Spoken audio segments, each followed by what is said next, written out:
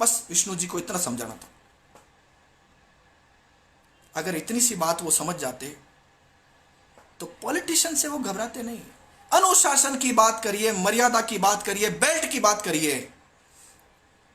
विष्णु जी से राजगढ़, संगरिया, डूंगरगढ़, सुजानगढ़ और वो जहां जा रहे हैं, बीकानेर, कोतवाली वगैरह जहां जा रहे हैं, वहां जिन जिन से बात हुई है वो लगभग सारे लोग मेरे संपर्क में आए। ऑडियो रिकॉर्डिंग भेजी, व्हाट्सएप चैट भेजी, एसएमएस भेजे मुझे। रो रहे हैं सब लोग रो रहे हैं। कैसे पर्सनालिटी रही होंगे वो, आप पूछ के देखिए। उनके किसी परिवारजन से पूछ लो, आप उनके किसी रिश्तेदार से पूछ लो, क्या वो रिश्तेदार या परिवारजन उनसे गलत काम कराया कभी? क्या करा सकते हैं क्या? वो कहेंगे नहीं करा सकते, कोई भी उनका प्रिय व्यक्ति नहीं करा सकता। और सुनिए, जहां उनका पदस्थापन होता था वहां शुरुआत के कुछ दिनों में धीरे धीरे सारे गुंडे, सारे बदमाश, सारे शराब माफिया, जुआरी, सटोरिये भाग जाते थे, छोड़ देते थे एरिया कि नहीं रहना हमको यहां पे। सबने देखा है, जितने लोगों से उसका संपर्क हुआ है सबने ये बात देखी, सब जानते हैं इस बात को। मैं जानता हूं ऐसे और पुलिस वाले भी हैं राजस्थान में, ऐसे और पुलिस वाले जानता हूं जिन्होंने 1 रुपए का जुआ सट्टा नहीं चलने दिया अपने एरिया में। लेकिन विष्णुदत्त उन सब में निराला था, निराला, अद्भुत, अकल्पनीय, अविश्वसनीय काम करके दिखाए उन्होंने। संगरिया में जय जयकार होने लगी, संगरिया के लोग देवता मानने लगे। हनुमानगढ़ में काम किया, वहां भी ऐसा दृश्य पैदा किया। तब उसको क्या लाए, आईजी बीकानेर ने कहा कि राजस्थान का सबसे बिगड़ा हुआ थाना कौन सा है? बोले राजगढ़, वहां लगाओ। किसको लगाओगे? बोले सबसे योग्य व्यक्ति लगाओ। विष्णुदत्त को लगाया। विष्णु जी का एक मेरे पास एसएमएस है जिसमें कहते हैं लगाया जरूर। अरे तुम्हारे को सपोर्ट नहीं करना था तो फिर मुझे लाए क्यों ट्रांसफर कराकर यहां? तुमको इन नेताओं के कार्यकर्ताओं के, इन गुंडों के साथ ही रहना था, इनकी गोदी में बैठना था, तो मुझे क्यों लाए? ये है मेरे पास उनका लिखा हुआ। और बताऊं आपको एविडेंस, कुछ चीजें बता देता हूं आपको। आप में से बहुत सारे लोग मिले होंगे उनसे। क्या जब उनको 20 बात बोलनी होती थी ना, तब वो हाँ एक शब्द बोलते थे। राजगढ़ में एक जूतों की दुकान लॉकडाउन में खुली थी। गश्त के दौरान जब उन्होंने दुकान देखी, उन्होंने संभवतः किसी सिपाही को कहा होगा भाई दुकान बंद करने के लिए कहिए, क्योंकि वो खुद कम बोलते थे, काम पर विश्वास करते थे, और कोई गरीब कमजोर मिल जाए ना तो उसके पास नीचे भी बैठ जाते थे। उस जूते की दुकान को बंद करने के लिए जो काम किया गया, उसके लिए सादुलपुर एमएलए ने एसपी को यह कहा, सुन लीजिए क्या कहा। कहा कि विष्णुदत्त एक गरीब आदमी की दुकान पर गया और उसको कहा कि तुम मुसलमान हो इसलिए तुम्हारी दुकान नहीं खुलने दूंगा, तुम्हारी वजह से, तुम जमातियों की वजह से कोरोना हुआ है, बाकी कोई दुकान खोले तुम्हारे को दुकान नहीं खोलने दूंगा। यह बात कही एसपी को। और अगर वो एसपी जिसका थोड़ा सा भी जमीर है चूरू की, उसको ओपन आकर बताना चाहिए। आज उसने मीडिया के साथ बात की, क्यों नहीं बताया ये बात की? उसने वापस विष्णु जी को क्या बोला? आप बताइए, क्या विष्णु जी ऐसा बोल सकते हैं? कोई भी बता दे आप मुझे कि ऐसा विष्णु जी बोल सकते हैं क्या? वो लाइन नहीं बोलते, लाइन पूरी, हां ना, बस इतना करके बोलने वाले व्यक्ति क्या ऐसा बोलेंगे? पूछो डूंगरगढ़ में जहां दंगे हो रहे थे, वहां के मुसलमान जो उस आदमी की जितनी कदर करते थे, क्या राजस्थान में पुलिस वाला है? मैं इस वीडियो के माध्यम से डीजीपी श्री भूपेंद्र यादव से पूछता हूं, कहते हैं टॉप 10 में श्रीमान आपने आंकलन गलत किया। वो लाओ 9 लोग जिन्होंने उनको टॉप 10 तक पहुंचाया नहीं है आपके पास। झूठ बोले आप, सार्वजनिक रूप से झूठ बोले अखबार में। एक ही था विष्णु, एक ही, टॉप 10 नहीं, टॉप 5 नहीं, टॉप 1 ओनली। बताओ उनके बैचमेट वालों, देख रहे हो आप लोग, मुझे बताओ सिपाहियों, 1 लाख सिपाही आप लोग राजस्थान में हो, है टॉप 10 में आपके पास कोई? आप भी काम कर रहे हो थानों में, है आपके पास ऐसा इंस्पेक्टर? नहीं है, नहीं है। डीजीपी ने झूठ बोला, थोड़ा सा उसको कम आका ताकि शायद मुख्यमंत्री राजी हो जाए। ये आईपीएस अफसर है ना, इनके पूरा जीवन राजी करने में निकलता है। कौन कैसे राजी होगा इसलिए निकलता है। बताओ, आप पूछना कि टॉप 9 कौन थे जिन्होंने विष्णु जी को 10 पर पहुंचाया। वो टॉप 9 का लिस्ट बताओ हमको, जनता पूछेगी उनसे। पूछना चाहिए क्या या नहीं पूछना चाहिए, आप बता दो। डीजीपी ने बोला ना टॉप 10, टॉप 9 तो बताओ कौन है टॉप 9। कल लिस्ट जारी करे मुख्यमंत्री कि ये टॉप 9 थे, ये टॉप 10 में से आता है विष्णुदत्त का नाम। बताओ वो 9 लोग कौन है। और पुलिस के सिपाही देख रहे हैं तो बताइए, ऐसे सिपाहियों से मैं पूछता हूं कि आपने कभी थाने में देखा है ऐसा? होंगे उनसे, उनके समकक्ष हो सकते, कम हो सकते हैं, विष्णुदत्त से सुपर टॉप नहीं हो सकता।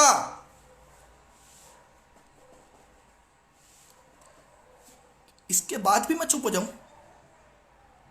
बताओ, क्या चैट को उजागर नहीं करूं? क्या मैं ये नहीं बताऊं आपको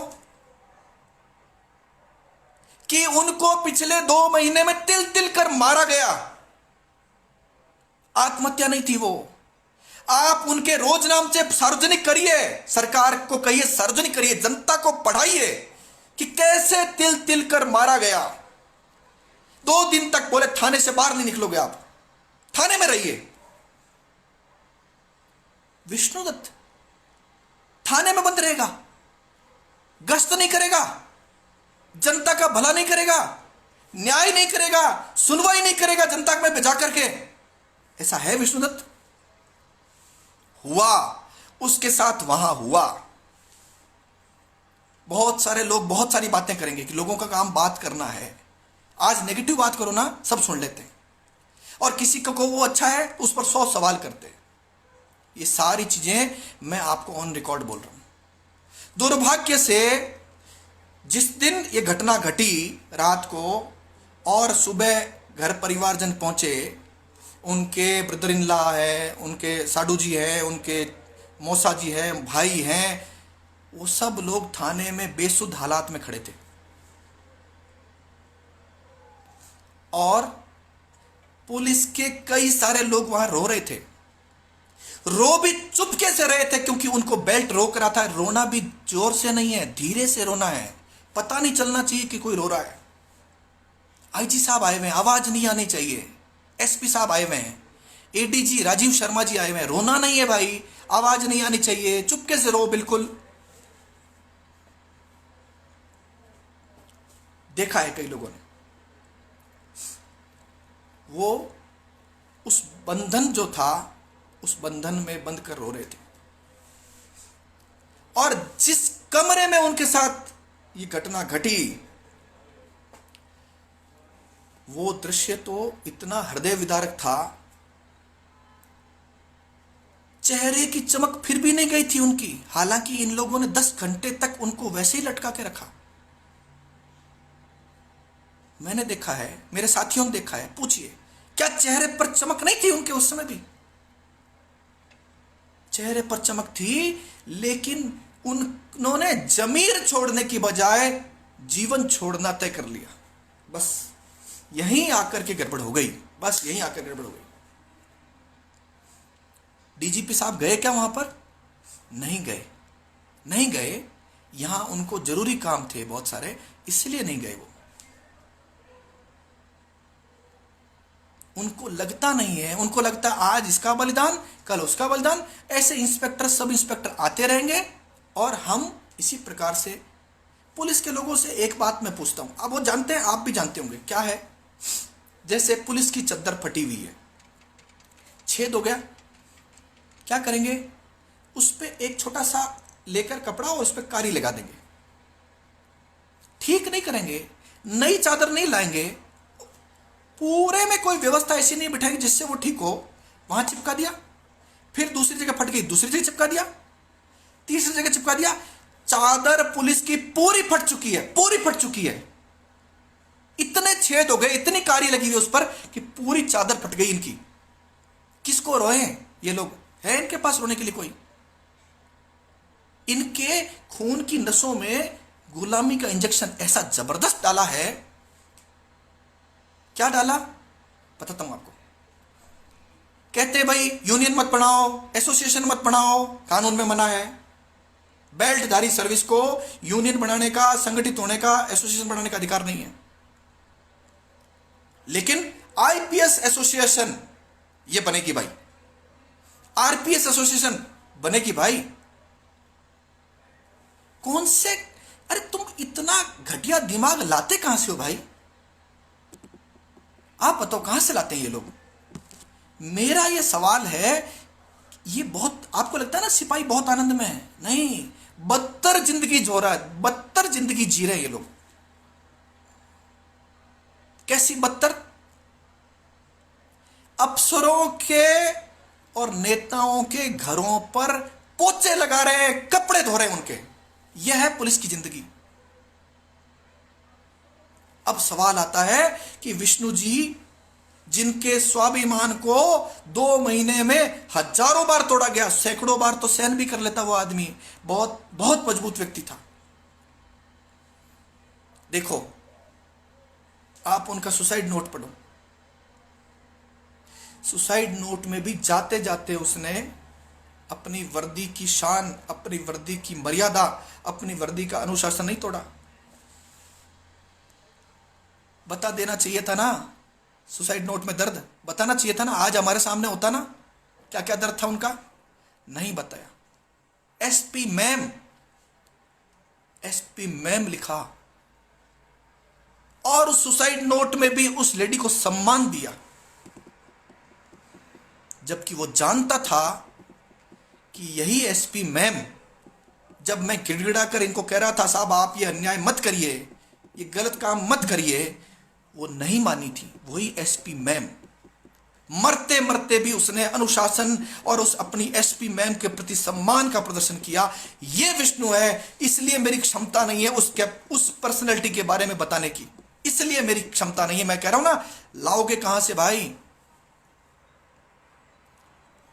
मरता हुआ आदमी कोई अनुशासन नहीं मानता है, लेकिन फिर भी उसने घुटन भरी जीवन को अपने अंदर समेट करके चला गया। हम क्या कहते हैं? हम यही तो कहते हैं, हम, आप, जनता, पुलिस, सिपाही, हम ये कहते हैं कि साहब हमें बताओ तो सही कि उसके अंदर क्या क्या दफन रह गया, क्या क्या उसके अंदर रह गया जो वो मुझे, अपने परिवारजनों को, पुलिस के मित्रों को, सिपाहियों को और जनता को बताना चाहता था, बता नहीं पाया। क्या आपको लगता है राजस्थान में ये निकाल पाओगे आप?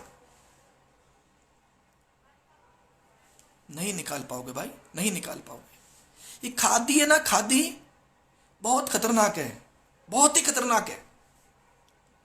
आपने देखे ना, सोशल मीडिया पर देखे होंगे, बिना तनख्वाह के काम करने वाले लोग, कभी जाति के नाम पर, कभी दलों के नाम पर, कभी संगठनों के नाम पर तनख्वाह नहीं लेते हैं, बेरोजगार हैं, लेकिन सोशल मीडिया पर धमाधम करते हैं ना। क्यों करते हैं? ये बहुत खतरनाक लोग हैं, खादी वाले लोग। अपने हित कैसे सध सकते हैं, वो उनको तुरंत अलर्ट रहते हैं, सर्वाधिक उनको चिंता रहती है। अपना मुद्दा भाड़ में जाए, बाकी सब जरूरत नहीं है उनको विष्णुदत्त की, जरूरत नहीं है पुलिस के बड़े अफसरों को भी विष्णुदत्त की। और जरूरत होती ना तो कम से कम आईजी बीकानेर और एसपी बीकानेर अपने सरकार को, मुख्यमंत्री को लिखकर कहते कि साहब मुझे तो छुट्टी पर भेज दो, मेरा ट्रांसफर कर दो, मुझे कचोट रही है बात, मैं यहां नौकरी नहीं कर सकता, मैं गुनहगार हूं। विष्णुदत्त का किसने बोला यह बात? किसी ने नहीं बोला, मैंने बोला मैं गुनहगार हूं। मेरा गुनाह क्या है? मैंने देर कर दी, बस ये गुनाह है मेरा। गंभीरता नहीं पता थी मेरे को। क्यों नहीं पता थी? मैं तो वकील हूं ना, कानून जानता हूं, विवेकशील व्यक्ति हूं, लोगों को सुनता हूं। मुझे उतनी बात से समझ जाना चाहिए था कि ये गंभीरता नौकरी छोड़ने वाली छोटी नहीं है। ये इतना शानदार आदमी नौकरी छोड़ रहा है तो इसका मतलब बात बहुत गंभीर है। मैंने कहा गुनहगार हूं, किसी एसपी ने नहीं कहा गुनहगार हूं। नींद नहीं आएगी, सुनिए मेरी बात को। दुनिया को दिखाने के लिए चाहे कुछ भी सो जाए वो लोग, नींद उनको भी नहीं आएगी। दिखेगा विष्णुदत्त उनको और पूछेगा सवाल, क्यों ली तुमने मेरी जान? कितने दिनों तक, हफ्तों तक, महीनों तक मैं कहता रहा कि गलत काम हो रहा है साहब, रोकिए।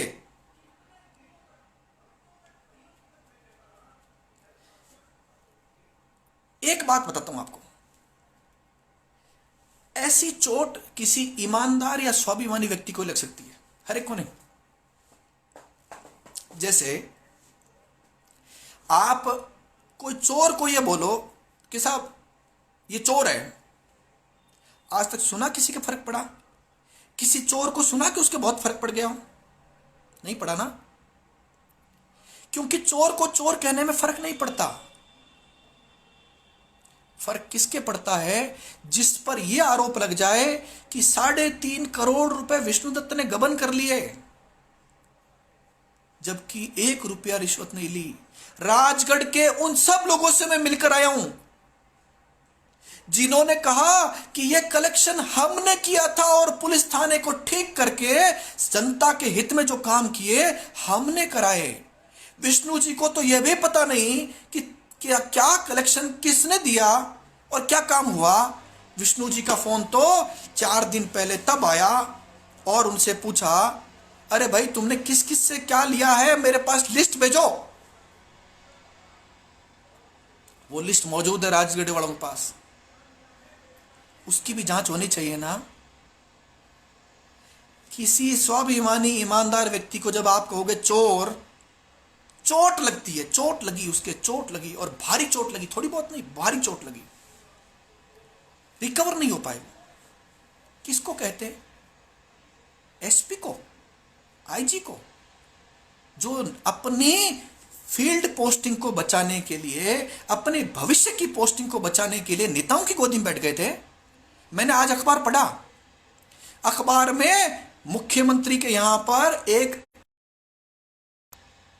वो अफसर नचाता था इन बड़े अफसरों को, जैसे भाजपा सरकार में तन्मय कुमार नचाता था ना, मुख्यमंत्री वसुंधरा नहीं थी ना, तन्मय कुमार था ना, वैसे इन मुख्यमंत्री के यहां पर भी सरकार कोई चला नहीं रहा है, अपने आप चल रही है।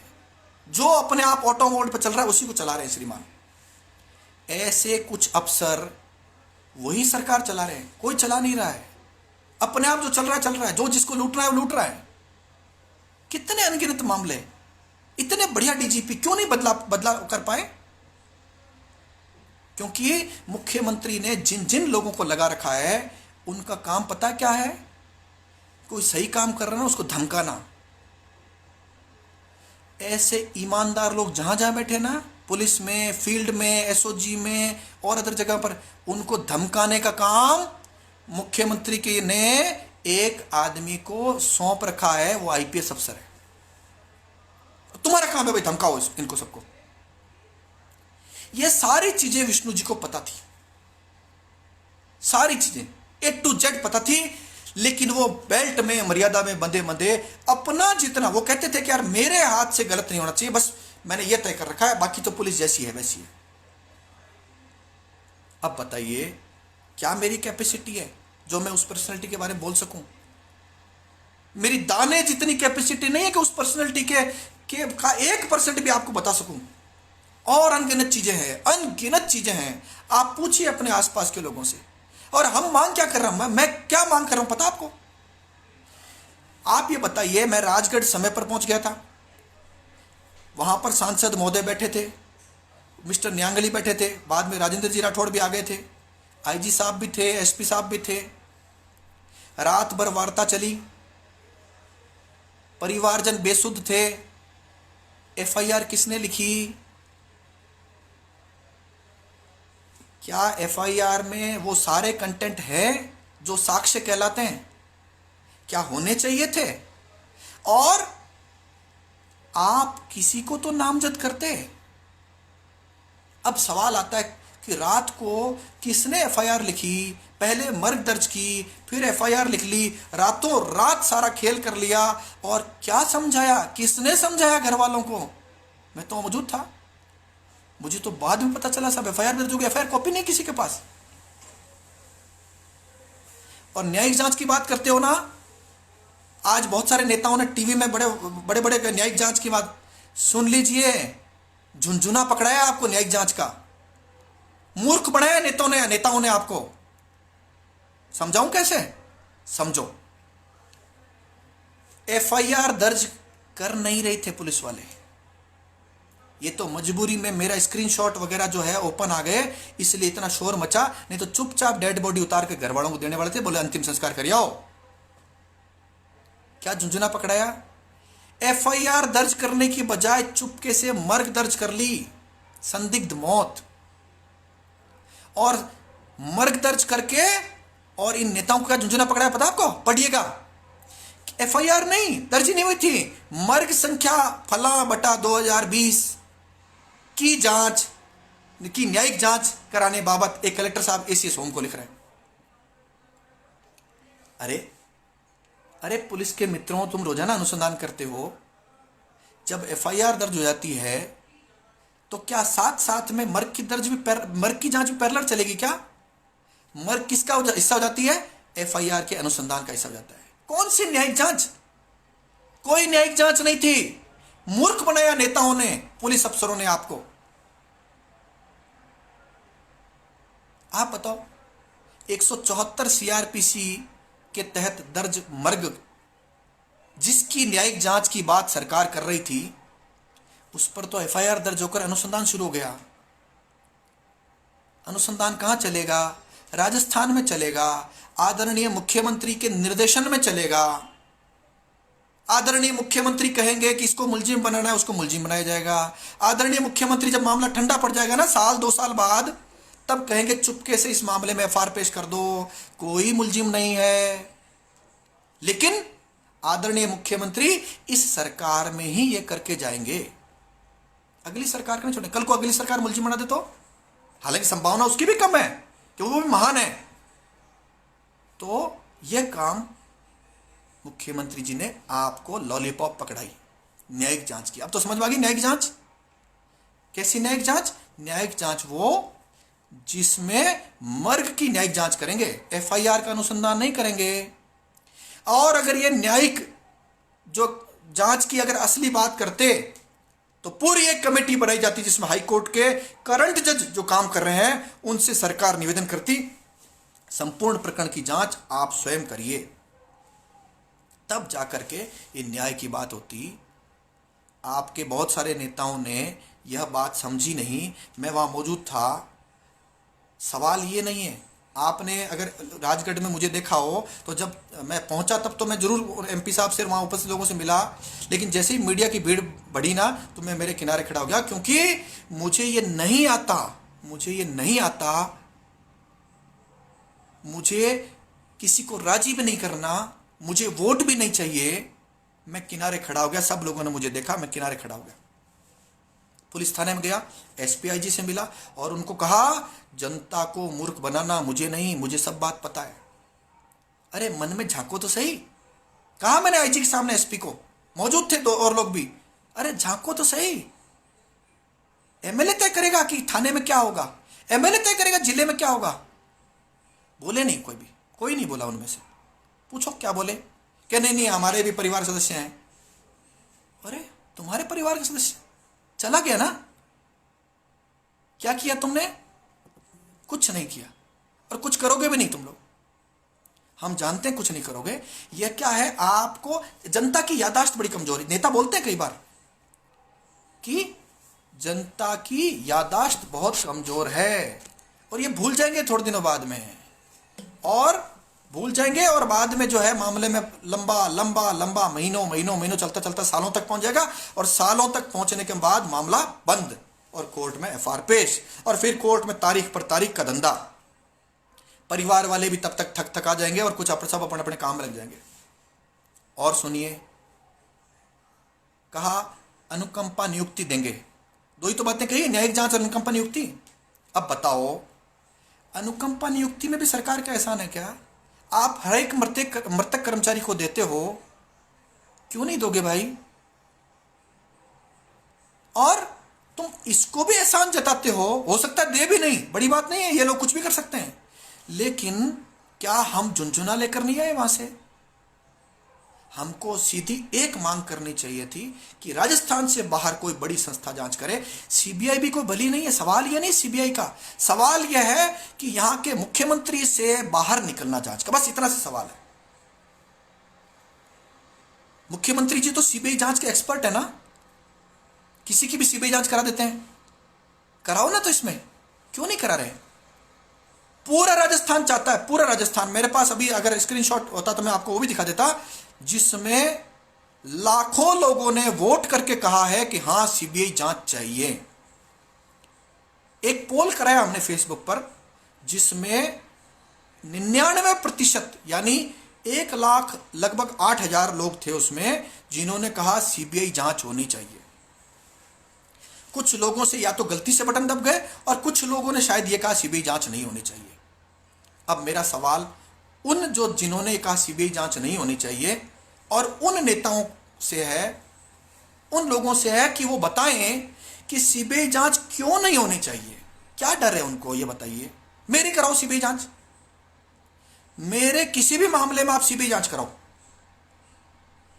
मुझे डर लगेगा क्या? कराओ। मैं तो हमेशा कहता हूं सीबीआई से कराओ जांच। मैं तो मांग भी करी कई बार सुप्रीम कोर्ट, हाई कोर्ट में, और सुप्रीम कोर्ट में बोला हूं एक बार मैं कि साहब इन मामलों की जांच सीबीआई से कराओ। सीबीआई से जांच कराने में किसको क्या समस्या है, आप बताइए। राजस्थान में दबे स्वरों में सारे कांग्रेसी कहते हैं कि भाई बहुत गलत हो गया, बहुत गलत हो गया, कोहिनूर हीरा चला गया, सीबीआई जांच होनी चाहिए। लेकिन जैसे गुलामी के इंजेक्शन इन पुलिस वालों में लगे हुए ना, हमारे नेताओं में भी लगे हुए। वो नेता भी अपने मुख्यमंत्री को यह नहीं कह सकते कि साहब ये एक कोहिनूर हीरा चला गया, कम से कम हमें बताओ तो सही क्या क्या प्रॉब्लम थी इसको, कुछ भी गलत सही जो प्रॉब्लम थी हमको बताओ। 2 महीने से घुट रहा था, क्या क्या रोजनामचे में रपटें डाली उन्होंने, हमें बताओ तो सही। नेता नहीं पूछ पा रहे। अरे कांग्रेसियों, तुम्हारी तो सरकार है, तुम्हारे मंत्री है, पूछ तो लो कम से मुख्यमंत्री से, और उनको यह कह दो कि साहब जनता वोट नहीं देगी अगली बार, सबकी जमानतें जब्त हो जाएगी, सबकी। यह कहकर के मुख्यमंत्री कह दो साहब सीबीआई जांच करा दो। आज होड़ मची हुई थी नेताओं में सीबीआई जांच की मांग करने के लिए। अनगिनत मेरे पास लेटर हेड पड़े हैं जिसमें एमएलए, एमपी, नेता, समाज के लोग, स्टूडेंट, एनएसयूआई के प्रेसिडेंट वगैरह जो कह रहे सीबीआई जांच की मांग होनी चाहिए। पता है कौन नहीं चाहते? केवल एक व्यक्ति है जो सीबीआई जांच की मांग नहीं चाहते। उनका नाम मैं बहुत सम्मान से बता देता हूं आपको, माननीय आदरणीय मुख्यमंत्री श्री अशोक गहलोत, जो नहीं चाहते कि सीबीआई की जांच हो। क्या पेट में दर्द है उनके सीबीआई जांच होने में, बताइए। एक लेटर तो लिखना है कि साहब इस मामले में सीबीआई जांच के लिए अनुशंसा करते हैं। और आप लोग जो समझ रहे हो ना कहीं कि साहब सीबीआई जांच सेंटर से करा लेंगे, सीबीआई डायरेक्टर नहीं कर सकते। आदरणीय मोदी जी भी नहीं कर सकते, सेंट्रल गवर्नमेंट नहीं कर सकती। अगर व्यक्ति के रूप में बात करें तो राज्य सरकार यानी मुख्यमंत्री कर सकते हैं, इसके अलावा न्यायपालिका कर सकती है। बस 2 ही ऑप्शन है आपके पास, क्योंकि कानून व्यवस्था राज्य का विषय है, इसलिए नहीं करा सकते। और अगर मान लीजिए कुछ लोग मेरे से अगर मान किसी कारण से भी नाराज हो, मैं क्या मांग कर रहा हूं, यही तो कर रहा हूं, सीबीआई से करा दो। मैंने किसी को गाली नहीं निकाली ना, मेरे सामने जो फैक्ट आए, मैं राजगढ़ में लोगों से, अनगिनत लोगों से मिलकर आया, जो मेरे पास फैक्ट आए, एसएमएस आए, रिकॉर्डिंग आई, वीडियो आए और जो तथ्य आए, उनसे मुझे लगता है कि सच्चाई बिल्कुल सामने आनी चाहिए, पूरी तरह से जनता के सामने आनी चाहिए। मुझे लगता है कि राजस्थान में सच्चाई सामने नहीं आ सकती, इसलिए मैंने कहा सीबीआई से जांच करा दो। लोग उसमें भी मेरा हित ढूंढने लगे, पता नहीं मेरा क्या हित है। कुछ लोग, सर्वाधिक लोगों ने मुझे फोन करके यह कहा कि पहले आपकी सुरक्षा की चिंता करो। अरे कैसी सुरक्षा? विष्णुदत्त चला गया, ऐसे कई विष्णुदत्त जाने वाले हैं। आज मैंने एक संवेदनशील आईपीएस अफसर को कहा कि बीकानेर रेंज में फला इंस्पेक्टर भी जाने वाला है, अवसाद में है, परेशान है, तुरंत संभालिए। क्या इसके लिए भी हम जिम्मेदार हैं? कोई तो इनकी पद्धति जिम्मेदार होगी ना इस काम के लिए। वो जो फटी हुई चद्दर है ना, जिसको ये बार बार जो है चिपका कर काम चला रहे थे, थूक लगा कर काम चला रहे थे, वो चद्दर पूरी तरह फट चुकी है। जनता को दिखाने के लिए वो चद्दर जो है ढक ढक कर चला रहे हैं, कालीन बिछा देते हैं उसके ऊपर, और ऐसा हमारा सब ठीक है। ठीक कुछ भी नहीं है, पुलिस में कुछ भी ठीक नहीं है, कुछ भी ठीक नहीं है। आप जयपुर शहर के हालात पूछ लो, किसी से भी पूछो। कितने बुरे दौर से गुजर रहा है जयपुर शहर। हमारे राजस्थान के गृह मंत्री को चिंता है क्या? नहीं है ना। उनके पास चाहे टाइम नहीं हो, मुख्यमंत्री के पास इतने सारे विभाग, टाइम नहीं हो, गृह मंत्रालय नहीं छोड़ेंगे। क्या है इस गृह मंत्रालय में? कुछ तो खास बात है इस गृह मंत्रालय में जो नहीं छोड़ रहे हैं। और अगर गृह मंत्रालय आपने रखा है तो विष्णुदत्त क्यों गया, ये सवाल है मेरा आपसे। और आप भी पूछिएगा कि अगर आपको इतना ही शौक है गृह मंत्रालय रखने का तो विष्णुदत्त क्यों गया? और मुख्यमंत्री सामान्य व्यक्ति नहीं है। मुख्यमंत्री को जानने वाले सबको पता है कि इससे खतरनाक कोई नेता माना नहीं जाता राजस्थान में। मुझे एक पुरानी बात याद आती है, मैं शेयर कर लेता हूं आपसे। एक राजस्थान में आईएएस अफसर थे पीके देव, जो एसीएस होम थे। हबीब खान गौरान एसपी बीकानेर था। पीके देव ने पूरी कहानी सुनकर हाईकोर्ट के ऑर्डर देख करके एक गनमैन सुरक्षाकर्मी जो है मुझे उपलब्ध कराने के आदेश कर दिए। मैं बहुत जिम्मेदारी से कह रहा हूं, हर बात जिम्मेदारी से कहता हूं मैं, और यह भी जिम्मेदारी से कहता हूं। पीके देव साहब ने एक दिन मुझे घर बुलाकर यह कहा, सुन रहे होंगे वो बहुत सारे लोग अभी सुन रहे होंगे, कि गोवर्धन सिंह जी, मेरे से मुख्यमंत्री अशोक गहलोत ने पूछा कि आपने गोवर्धन सिंह को गनमैन दे दिया, मुझे किसी ने कहा वो तो बदमाश है। पीके देव साहब ने क्या जवाब दिया? उन्होंने जो बताया बता रहा हूं आपको। उन्होंने कहा कि अगर वो बदमाश है तो जब तक मेरा सिपाही साथ रहेगा कम से कम तब तक तो बदमाशी नहीं करेगा। स्तर पर भी मुख्यमंत्री ध्यान रखते हैं कि किस व्यक्ति को सुरक्षा दे दी गई है। समझ गए बात को? तो ऐसा ध्यान रखने वाला आदमी गृह मंत्रालय छोड़ देगा? आपको लगता है? नहीं छोड़ेंगे। मुख्यमंत्री के पास 1,00,000 काम हो तो भी गृह मंत्रालय नहीं छोड़ेंगे, क्योंकि गृह मंत्रालय यानी पुलिस यानी एसीबी और ऐसी कई संस्थाएं दुश्मनी निकालने में सर्वाधिक उपयोगी होती है।